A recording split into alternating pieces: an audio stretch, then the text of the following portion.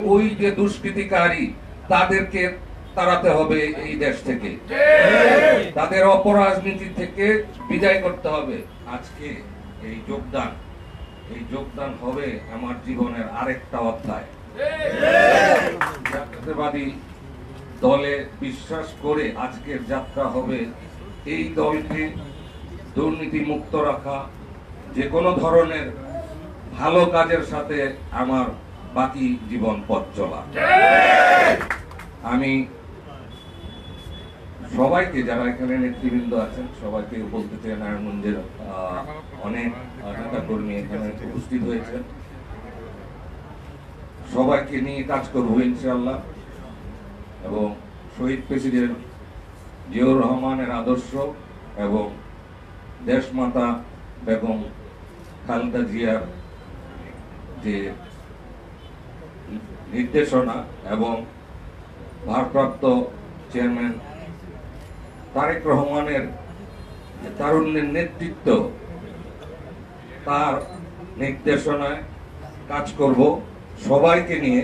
এখানে আমাদের স্থানীয় নেতৃবৃন্দ আছেন, টিপু ভাই আছেন এবং সাকত ভাই আছেন, এবং যারা জেলা এবং যারা মহানগরের নেতৃবৃন্দ আছেন, মাসুদুল ইসলাম রাজীব আছেন, এখানে গেস্ট আছেন, এখানে দীপু আছেন এবং রবি ভাই আছেন।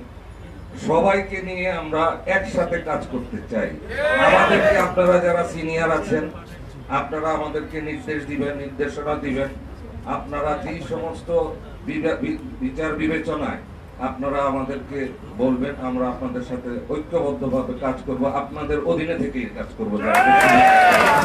আমি বিশ্বাস করি আজকে হয়তো আমার বয়স আপনাদের থেকে বেশি হতে পারে, কিন্তু নেতৃত্বের দিক দিয়ে আপনারা অনেকেই আমার থেকে অনেক সিনিয়র। আমরা ওই নেতৃত্বের আওতা থেকে, আন্ডারে থেকেই আমরা কাজ করব। ভেদাভেদ কোনো নাই। আমরা সামনে অনেক দূর পাড়ি দিতে হবে। আমাদের ভিতরে বিভাজন যাতে না হয়। আমাদের পিছনে, জাতীয়তাবাদী দলের পিছনে লোক লেগে গেছে। আমাদের যে অবস্থা, এই এত বড় দল, ওনারা এখন এটা ভাগ চায়। অতএব আমাদের ঐক্যবদ্ধভাবে ওই যে দুষ্কৃতিকারী তাদেরকে তাড়াতে হবে এই দেশ থেকে, তাদের অপরাজনীতি থেকে বিদায় করতে হবে। তো আমাদের এখন ঐক্যবদ্ধ থাকা খুবই খুবই জরুরি।